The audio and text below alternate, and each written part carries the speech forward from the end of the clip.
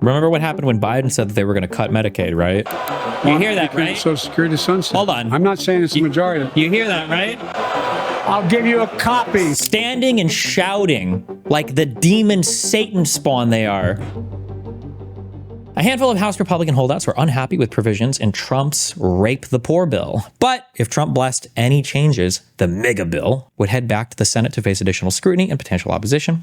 So the self-described deal maker in chief started making deals. In a last-minute blitz of White House meetings and phone calls, I need a ring, ring, ring thing for my soundboard for Trump's phone calls.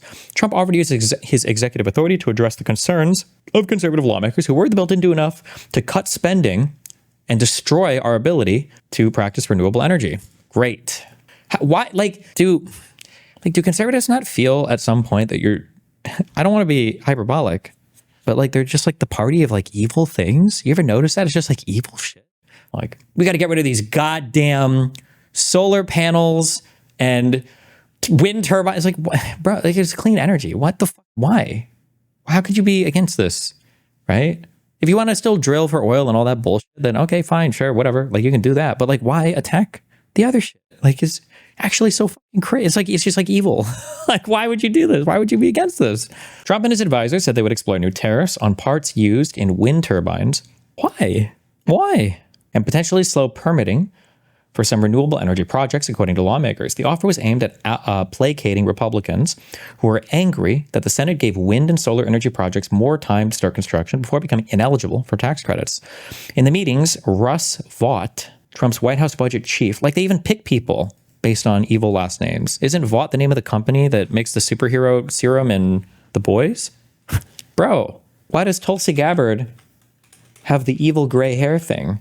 This is the supervillain strand. Why would she do that? This is the supervillain. Why would you do this? They're they just pick, they're evil maxing. Why?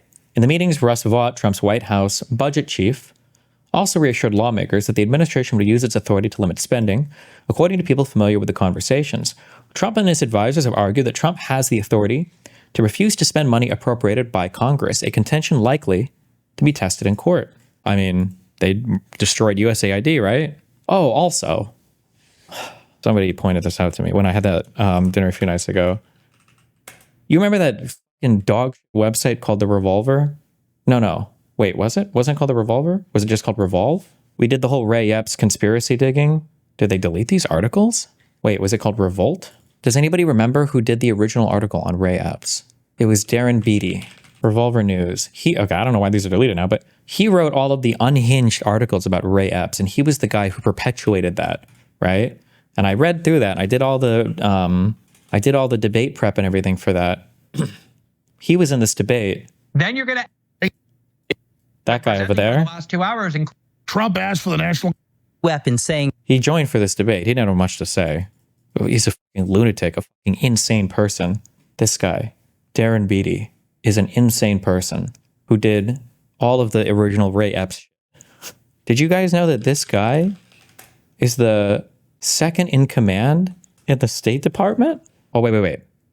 Senior official, Undersecretary for Public Diplomacy. Oh, no, wait. He might be second in command in the Department of the State Department. My bad. No, okay. Oh, okay. The person who told me this was incorrect. That's good at least, though. That's also still incredibly crazy that he has any position at all. But okay, so he works for the Undersecretary for Public Diplomacy in the State Department. Somebody's trying to tell me that he was the under. There's a name for the second under the cabinet member. Okay, well that's good at least. But bro, this administration is just fucking unhinged. It's crazy. Holy shit. He has a PhD in political theory from Duke, where he wrote his dissertation on mathematics and the structure of modernity. He has a BS in mathematics? Wait, what the fuck? The deputy secretary is second and third. There are two. Undersecretary for Political Affairs is fourth. Okay. He's the Undersecretary for Public Diplomacy, so.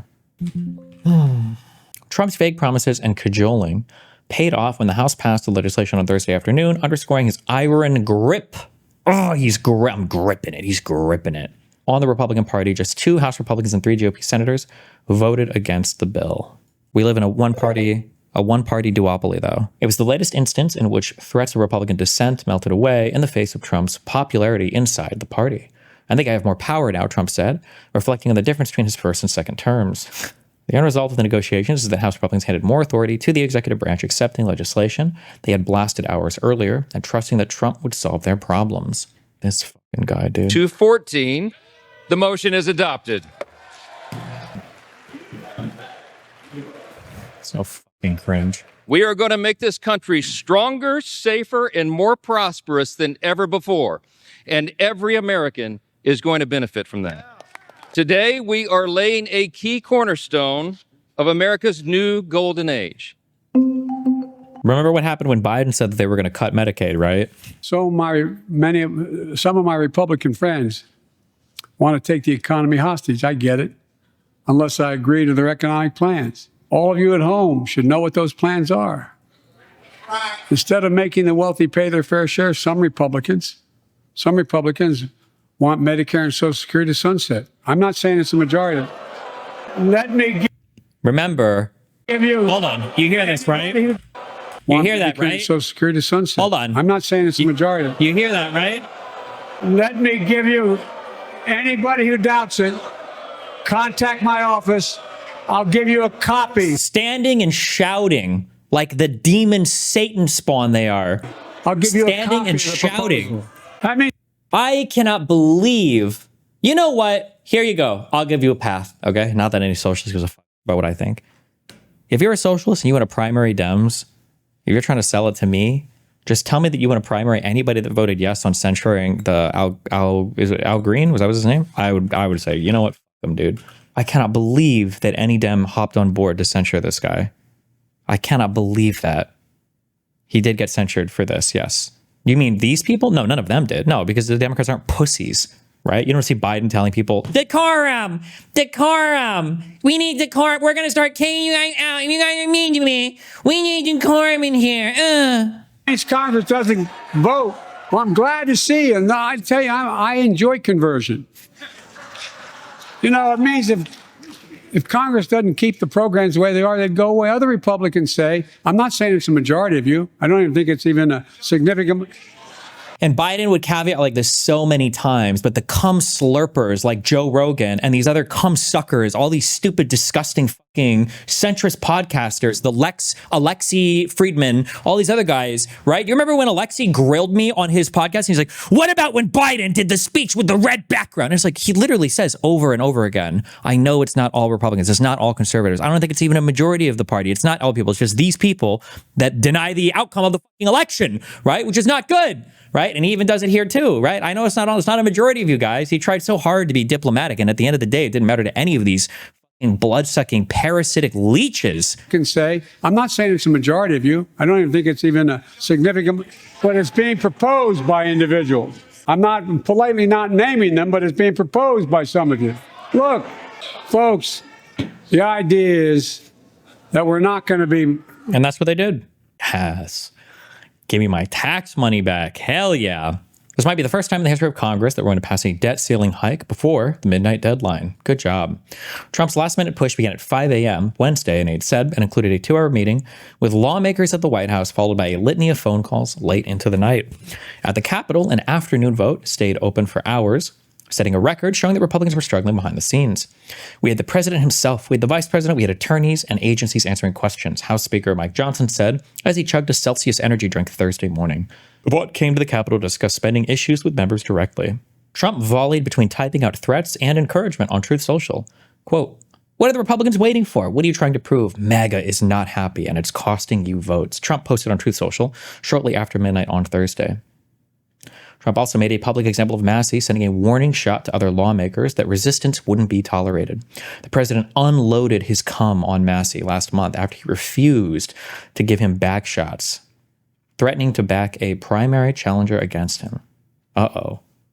In a middle-of-the-night phone call early Thursday, Trump appeared to ease tensions with Massey. According to people familiar with the matter, Massey declined to comment on the call. House Minority Leader Hakeem Jeffries set the record for the longest House floor speech, criticizing the bill for more than 8.5 hours. Unbelievable. What the fuck? I have so many thoughts on this that is literally that it literally keeps me up at night. Zohran Mamdani eating rice with his hands during an interview. I very sincerely doubt he has to scratch his anus any less than the rest of us, which makes this whole display. There's no way he tweeted this out. I don't believe it. Somebody link me an archive. There's no shot that he actually tweeted this out. It's not real. It's not. I don't believe this is real. That's fake. Okay, yeah. There's like I legitimately don't believe. There's no way. There's such an obviously. Actually, I don't know. Actually, I don't even know these people anymore. I would need to see an archive to believe this one though. The Krugman article that we read on this budget is, I think, sufficient. This, in my opinion, the top-down messaging from the Dems that should echo everywhere. Every single conservative should have to answer for the deficit, because at the end of the day, no matter how much pain there should have been relating to budget cuts, relating to programmatic cuts, relating to whatever else, no matter what, at the very least, the ending salvation thing was supposed to be that we were going to control the spending, decrease the debt, decrease the deficit. That was supposed to be the thing. And they have monumentally and epically fucking failed at it. They have and every single fucking Republican on every single one of these stupid fucking shows, all of them should have to address that. Can you admit that Doge fucking failed? What did we get any Doge cuts at the end of the day? Was it 9 billion? Did we get any Doge cuts? Tax cuts now, benefit cuts later. The timeline in the Republican mega bill. Republicans deferred some of their most painful spending cuts until after the midterm elections. They always do. Just like how the withdrawal of Afghanistan was calculated to be outside of Trump's term. They always do. Remember, all these experts on social media were totally wrong about Trump tax bill 2017. Wrong about what? What were they wrong about? They were totally wrong on tariffs 2025. Wrong about what? What were they wrong about? What do you think people were wrong about? Let's see what Himmler is up to. Or Goebbels, sorry, Goebbels. Congress just passed the most populist, pro-worker, pro-American, pro-sovereignty, pro-freedom, and pro-growth legislation in American history. It's not even, it was a fucking budget, barely. It's not even a budget. The agenda President Trump campaigned on and won a historic mandate to implement is now the law of the land. The golden age is here. I love how this guy can just lie and tweet out misinformation with impunity. Have you heard anything out of Tom Bilyeu? He's actually going to be in town in like 6 days. Republicans tout taxes. Democrats point to Medicaid cuts. Also, I love how the tax cuts also are, the tax cuts are Schrodinger's tax cuts also, just so you know, right? When they want to talk about like the budget, there are no tax cuts. This is the same taxes that we had before. So the budget shouldn't even be taking into account any type of like increase in the debt or deficit because we already had the tax cuts. But when they're talking about passing them, now they're new tax cuts. Just so you guys know, there are no new tax cuts, except for, I guess, the no tax on tips things that passed. The only thing they did was they solidified the 2017 tax cuts that Trump did. That's all they're doing. I don't think the rates are changing at all now. They're just making those permanent. Wait, did they get rid of the tax on overtime as well? Did that actually survive? God, it's such a random, stupid... Hold on. Can I understand the tax on overtime thing? Is it all of your overtime pay is no longer taxed, or just the additional pay that you get on overtime is no longer taxed? And is that not subject to all tax, so your FICA and your federal tax, or is it just not subject to your federal tax and you still pay FICA on it? Tax on overtime and tips passed, but tax on Social Security remained? Are you sure it remained? Because I thought I got an email from the SSA saying, hey, Donald Trump slurped up your Social Security tax, so you don't have any anymore. Hold on. Am I crazy? Am I hallucinating this? Let me check. Social Security applauds passage of legislation providing historic tax relief. This bill ensures that nearly 90% of Social Security beneficiaries will no longer pay federal income taxes on their benefits. I thought they got rid of tax on Social Security. That's what it looks like based on this email, no? I got that email too. I forgot to include it. I saw a tweet that they sent out the email, but it's a lie. Wait, what? You got that email? Why did the SSA send me spam email? Well, it's not spam. I think you sign up for it when you sign up for some bullshit. Not from the USA, but don't these types of tax cuts end up reducing how much you get in Social Security/pension, screwing over these types of workers? No, when people talk about how well-funded Social Security is, that's just a meme that people use to scaremonger on both sides. Social Security will always be funded to some extent. Like at the most, you'll lose 24% of what you're owed or whatever, but like there's other ways to appropriate money or get money to the Social Security fund. The idea that like people are just going to magically stop getting Social Security is bullshit. It's just never been the case. It's just like a fearmonger tactic that, again, unfortunately, both sides kind of use. How do they fund it if there's a reduction in tax receipts? Well, one, you can always just lend more. You can always make more money, right? You can just borrow to do it, which they would do because they have to. And then two, you still have Social Security income coming in from people that pay their FICA taxes, and that Social Security income it doesn't go to the general fund. It goes to a Social Security account. The Senate passes no tax on tips and overtime provisions. We reported in May on the provisions in the House's one big beautiful bill addressing two of President Trump's campaign promises, no taxes on tips and overtime. Senate now passed its version. This is this is yesterday. Let me make sure I understand. SALT deductions is when you deduct away the money that you pay in state taxes doesn't go towards your federal tax income. Is it like what is it like? What would you call this? An above the line deduction? Does that even make sense?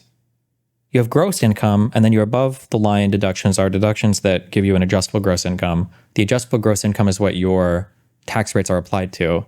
SALT deduction limit went up to 40K. Why would they increase this limit at all? Doesn't this just over blue states? Don't you want a SALT limit or whatever? Or maybe they just want to cut all taxes, I guess. I don't know. There are GOP reps in blue states. Okay, that's fair. In order to be deductible as qualified overtime compensation under the Senate provision, as true of the House, the payment must be overtime paid as required under Section 7 of the Fair Labor Standards Act. That is in excess of the overtime or the regular rate at which such individual is employed. Qualified overtime compensation does not include any amount treated as a qualified tip. In order to be deductible, this qualified tips journal must be paid voluntarily to a person who works in an occupation which traditionally and customarily receives tips. Does my thing count as tips? Hold on one second. You earn too much to qualify? You don't know what my on tax or my paperwork earnings is. On the book earnings, FICA and SICA still apply. Oh, okay. So they didn't touch that. Well, Gamba guy mad about the gambling thing. Politicians are projecting that this stupid gambling tax is going to bring in 1.1 billion in extra revenue over actually a 9-year period. Here is why they're wrong. They're actually not going to bring in anything, in my opinion, and how they could make 50 times as much as they're trying to in a way that gamblers will be happy with. So apparently someone got out a spreadsheet and did the math on this, but just not the kind of math that includes human behavior, right? It's so annoying when you calculate, if you're genuinely, legitimately trying to figure out how much revenue you'll raise from an activity, the easiest way to know if a person is utterly and completely full of shit, like you can tell this about the Trump admin when it comes to the tariff revenue calculations, is you have to calculate for a change in behavior based on new cost, because changes in behavior are always going to accompany, they're going to shift along that demand line, right, on your supply demand graph or whatever, based on an additional price, right? Let's say that I have 100 people who subscribe to me in DGG at $5 a month. And I go, okay, well, I just realized something. I could become a millionaire if I just charge $10,000 per sub. So now instead of 100 subs at $5, I'll have 100 subs at $10,000. So instead of making $500 a month, I'm going to make $1 million a month. That's awesome. Boom. And then you're there, right? Now, anybody looking at that would go, well, hold on. There's probably going to be a dramatic change in consumption if you increase the price. When it comes to the tariff income calculations, they would do this thing where they go, well, here's all the trade we have. Now we're taxing it at 3%. And now we're going to make this much money. It's like, excuse me. Why would you expect the consumption to remain unchanged and people to just eat an extra 3% cost or 10% or 20% or whatever the fuck our rates are right now, you know? Gamblers are not locked into a spreadsheet. They're going to change their behavior if you change the taxation laws. First of all, many are going to quit. Reminder that this tax bill, by the way, would tax break-even players and there's some losing players because it takes away the ability to deduct 100% of losses. So with many players quitting, especially pros who are just above the break-even line and are struggling to make ends meet, many pros are going to play less, many casual players are going to play less, and a lot of people are going to go offshore. And that's the main thing I want to talk to you about. So this article cites a report that's... Wait, is that true? Someone in Kick Chat said, Destiny, they tax gambling revenue, not profits. Is that true? Says that 74% of all gross gaming revenue, GGR, that Americans generate for operators is going offshore. If you look here, only 23 billion is captured by legal regulated platforms, while a massive 67 billion. Hello. Okay. Where are the gamblers at? Where are the poker players at? Can we just legalize poker on federally the US again? Can we just do that? How about that? Because all these people are playing, or the few that still do play on fucking offshore sites, or they use crypto sites. Anyway, why not just make that legal again? Bring back Choker Stars, bring back the Full Tilt. Why not do that? No? Flowed to offshore illegal operators. I don't know why I started to read it, but once I started, I couldn't stop. I did find another estimate that was a little bit smaller, but still. Or where is stake? How does stake work? Because they do a lot of money as well. And we have sports betting. How do we have sports betting, but poker is still illegal? What the fuck? Once I started, I couldn't stop. I did find another estimate that was a little bit smaller, but still, in the grand scheme of things, It's a huge amount. What's going to happen in reality because of these tax changes should... Bro, our sports betting is so serious. A kid's game. I think League of Legends just started doing sports betting. Am I making this up? This was like a week ago. We're opening up betting sponsorship opportunities for Tier 1 LoL and Valorant teams in the Americas and EMEA with safeguards to protect competitive integrity and... Oh, this has to do with sponsorships in esports. Oh, I guess people are probably already betting on it, huh? But now they're taking sponsors for them. Like, why not just... I don't understand why poker... Or I don't even know what the illegal part is exactly. Was the illegal part or the thing they made illegal just like depositing and withdrawing money? I don't know. It's cringe. They go through and stick is that more players will move from the regulated gaming sites to offshore ones or bookies in person, and they will underreport their actual results. So the 130 million a year that is supposed to be coming in that spreadsheet is going to pretty quickly drop. Furthermore, this through and stick is that more players will move from the regulated gaming sites to offshore ones or bookies in person, and they will underreport their actual results. So the 130 million a year that is supposed to be coming in that spreadsheet is going to pretty quickly drop. Furthermore, this takes business away from regulated casinos and sportsbooks and poker sites, who on the whole bring in a whole lot of money already and a whole lot of tax dollars. So when you factor in players quitting... This is also true for the porn recently as well, which is fucking annoying, which I have a personal stake in now, in that all of this overregulated porn stuff, the only people that follow this stuff are the actual big porn sites. The weird, shady ones that exist overseas, they don't give a fuck about you. These people don't respond to DMCA takedowns or respond to revenge porn takedown requests or respond to, whatever the current American legislation is. So all you're doing is driving traffic away from your law-abiding, legitimately operating businesses, and you're pushing them into the arms of an increasingly internationally sourced in countries that we might not even like, and we definitely can't reach them legally, into these areas. It's so stupid. Players playing less, players reporting less. It takes that 130 million number down to, let's call it half that. And then when you look at losing business for these massive companies that are taxed by the US, I feel like it gets wiped out pretty quickly. Now, here's the good news, lawmakers. You can tax us a whole lot more, just not like this. Not in a way that punishes the honest people, not in a way that punishes the players who are earning the least, who are breaking even, and some who are losing. I'm going to run through my own spreadsheet here that probably, like the lawmakers spreadsheet, took me 20 minutes to make. So these are inexact, these are imprecise, but directionally, it should paint a picture for you. So starting with the top of this, by my count, 7 states allow online casino, 8 states allow online poker, 32 states allow online sports betting, which is an interesting disparity that we don't need to talk about right now. If you look, I actually use the more conservative numbers. I use conservative numbers. That's retarded. Okay. The top of this, by my count, 7 states. 7 states allow online casinos. 8 states allow online poker. 8 states allow online poker. 2 states allow online. 32 allow sports betting, which is the lamest type of betting also. And fuck all of you, fantasy sports and all, whatever bullshit. You guys, I hate all of you so much. It's the lamest, cringiest...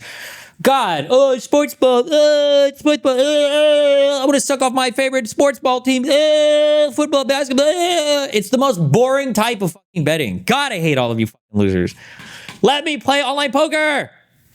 Sports betting, which is an interesting disparity that we don't need to talk about right now. If you look, I actually use the more conservative numbers. I use conservative numbers in a lot of cases because I didn't want to massively overstate this. Whether I did or didn't, I don't know. You can see here that the regulated GG, this is only the second video I made like this, pointing at sheets with green screen, so I'm pretty bad at it. You can see here that about 20 billion GGR was generated by regulated sites, and that led to, in the end, 3.4 to 4.4 billion taxed right now between the players and the operators. And this is per year.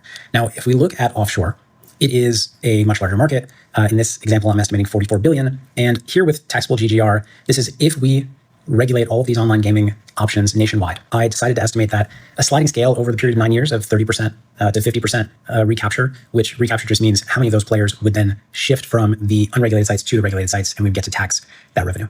I thought this was a fair way to look at it because over time, it'll take some time for more people to shift, plus for sites to get up and running. Now, blah, blah, blah, math, and it ends up with an extra public take. That means extra tax revenue of 8.6 billion per year.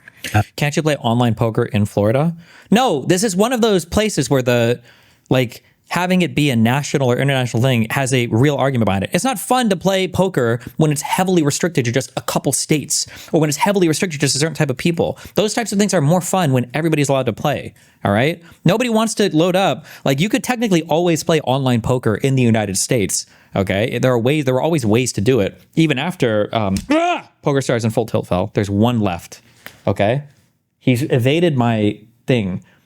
There are 5 fruit flies that died in that thing in the past 3 days, okay? And then for like 1 or 2 days, no more, like there were like 5 the first day, and it's good. So that works. But there's one guy here who flies around and he doesn't die. But he's smart enough to evade the trap. I think he sees his friends in there. he must die eventually. But yeah, logging into fucking, I don't even know what people play now. Back then, after Joker started, it was like Bovada or some bullshit.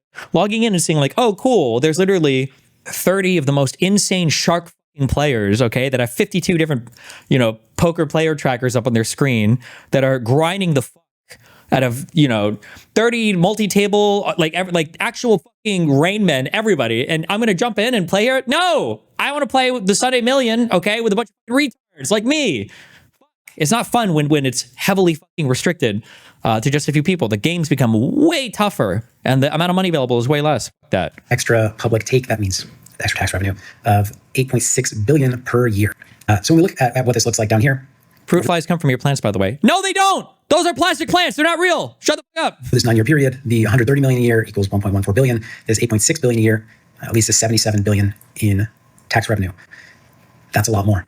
Now, this is actually a big underestimate in one way, which is that if you legalize and regulate online gaming across the US, the overall market, regulated and unregulated, is going to grow significantly.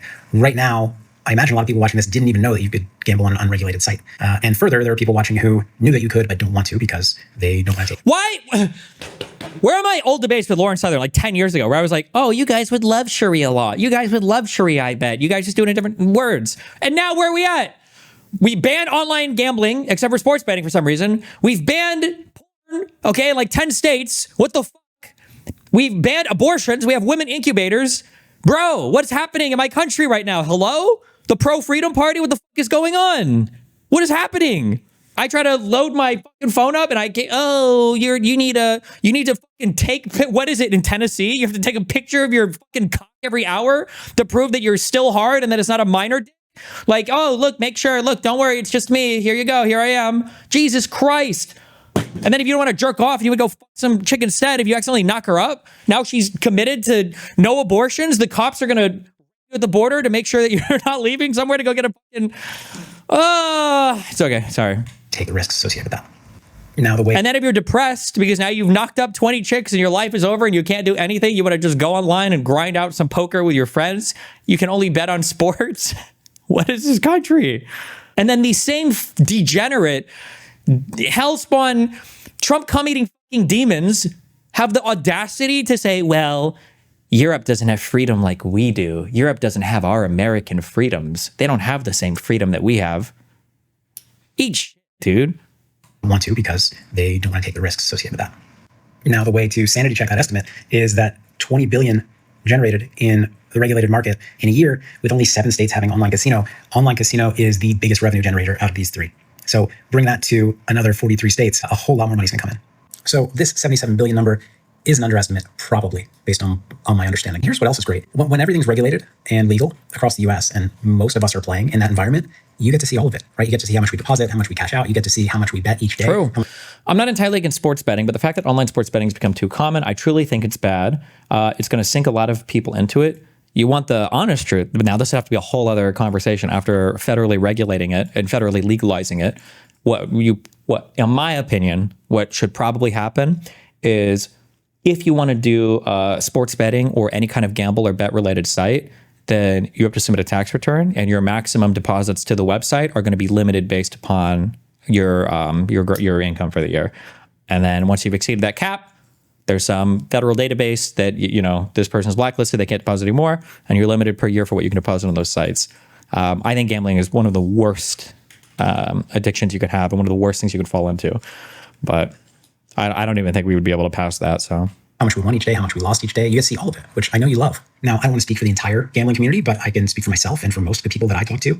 We want transparency. We want fairness. We want you to make this legal across all of the states, and we want you to track what's happening. We want to bring the tax dollars back here to the US. We are in large part not opposed to taxation. We're opposed to ridiculous taxation on people who lost and people who broke even. What I think lawmakers tend to not realize is that this is even worse than showing your ID for Lympheo. Wrong, because there's nothing wrong with fucking masturbating to porn, okay? Consumption of porn, if you want to look at a video and jerk off, then that's fucking fine. There's no compelling reason. Well, we didn't read the 60-page Supreme Court ruling on it. Maybe I will after our COVID thing. I don't think there's a compelling reason to create a special list or to do special things related to pornography. Gambling, I think there is a very strong public interest in regulating people in terms of how much they can deposit onto gambling platforms. I think there is a highly compelling reason to do that from a public standpoint.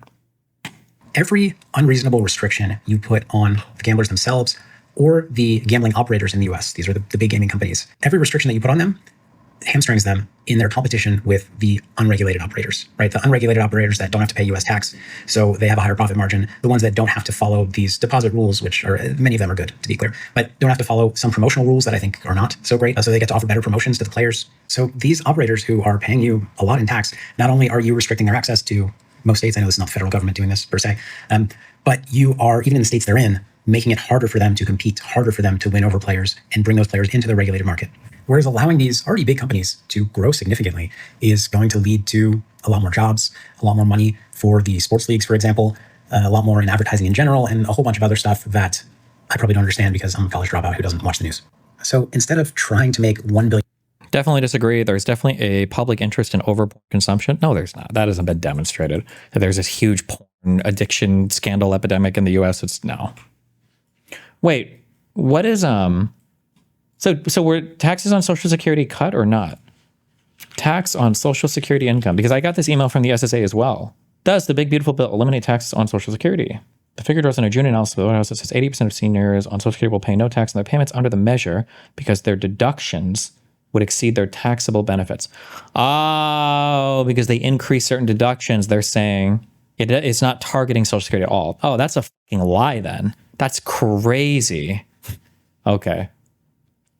Nice that we're literally using our actual fucking government organizations now to send out Trump campaign lies. Okay. There's a video of Trump using an anti-Semitic term and then saying he doesn't know what it was. But if you love them or if you love somebody that you're leaving it to, think of that. No death tax, no estate tax, no going to the banks and borrowing from, in some cases, a fine banker, and in some cases, Shylocks and bad people. But they... What? President, I wanted to ask you about one of the words you used during your speech, Shylocks. That's widely viewed as an anti-Semitic phrase. Do you intend for that word to be used? No, I've never heard it that way. To me, a Shylock is somebody that's a money lender at high rates.